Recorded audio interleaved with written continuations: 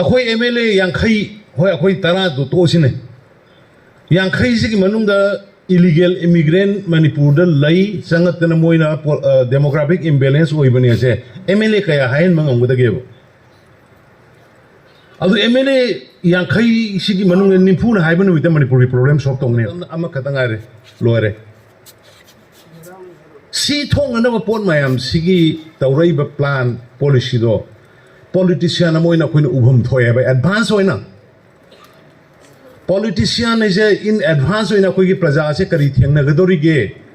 Nasi the Guinness say Tarai Matunga Mangai Matunga Mamang than a Carito Mono Dumadu, Niner, never honor be a more hibernate when the politicians in the head say. I do not read politics of Wikarikana happening. I know La Pocanda, my am Kangi. Highway, National Highway blockade. Nomichamuga Kuntrani, Samuga Nimpuni. Tau literama long and never honor about the Horin I think oil pumps the Horin Nungang the electro in the Hayan Nanga, Tau literam login. Pumangata, the mission of Bangamopote. Fight encounter. Kulai Picao, the Pisakaral Palisima, Hapachakraba, Halaktraba, Tumbayanaram Pote. Nagataba area that Manipur Sakar Sang Bayangalamde, Naga Council of boycott. Sosan Purda, 3 bill Gimatanga me, Mapan Hatkibadugi, Numit 630 days, Numit Satruka Kuntrani, MLA leader in the Sangalam. I know Changpomatam, the Wajamiko, I know. CM were Pomatams. Other Gumbogitan Jadu, the CM we will like it. Then CM were a Pogamo, COVID Kitsani, Animakai. Kaya wana, ako may amsang na tiyang nabigi. Then adugi madungdag yam smoothly lai, singtam amato na punjan na napasis na masyada behang da, mau da, kadi da, ukrul da, punamak amato na. Sing da, mipam pam da na, cabinet pam da na kota na. Ado, kangog de. Ako'y may day na, scheduled tribe demand taan ba niya na taan bagi, yaro ina really masat ka nerga tholok kiba tawdo.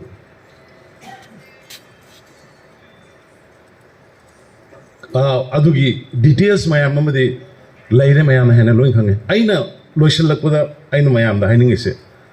ai hoi ubada IDP sing ubada ingonda dum emotional way sako bagi ga ai nimung ta ba kumma gi mabung opana masan masia sako ba se khoi gi chana bi ne ba mai tegi nungai je ba harau je ba ai thoi ba phone ta we ramesh ta phone ta we noi Mamang gidi mayam adum pakok kong na handa gidi noi kai satu ni kam dawi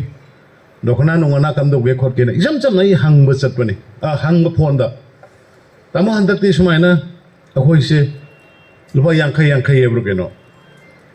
desi lagi period do kau ba khot pa koi handa ti tau dre na I want the emotionally I want the feel do ba again kari no ne kari ka khoi gi kai dawra jano khoi gi civil society ke मैं हम जिस मोई जो पैसा पाई दर बरा नोंगाइती है तो फरे फरे तो अनक को सिंधी मोई लोइना अनक पति लोइना कौन न बोले कि नहीं तो कोई मोड़ेगा सोसानपुर गदी मोई लाख तक के लागा लई बनी ना मोई कौहम ले रहा मोई तो दी लाओ आई तौगे हाय दना माँ तमो तबिनो हाय रे आई है नोंगाइते कुम्मा मगिनी हन मयाम लाए अदु मयाम ला अगा इंगी द साक्षा बदो हंदक गया अदो कोना इरांग थोकी मतलब ना मतलब बीरे ना चाक कौड़ी तो रिलीजन अब इंजन बने ना संतोष करना है अब आई थी मणिपुर में हिंगिंग दे अदक की मतिक मिवांगांग ना बा अदक की मतिक मिसी हाइटी बा तौजरी बा थबक तो आई ना हायरक पकान तो जी मयाम कब ना रखनी है ना आई ना नोंग हाई की बतो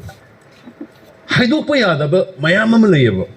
Birena sida thabak si kalla tawring ay da somna moy tara mari mga kun naman na ma tawring si lale haragadi birengi wadu taro heba tabi di heba center na nati heba to ay koi uji mana na koi hai si heba mori ge asuk sang daga de koi masi bera sumai to biyo si toksi sumai na ko gari sa biyo so sanpur gi sanghan da ya roi si toksi imphal da su moy su laksano sumai toksi haibana singba posak mayam se khoina chap manaba voice am hairagadi tabi gane ba physics da inga sai hagi do akhoi MLA yankhai hoi akhoi tara do to sine yankhai si ki manung da illegal immigrant Manipur da lay sangat na moina demographic imbalance oi bani ase MLA kaya hain mangam gada gebo adu MLA yang khai sigi manung nimpu na haiban with Manipur problem solve tong ne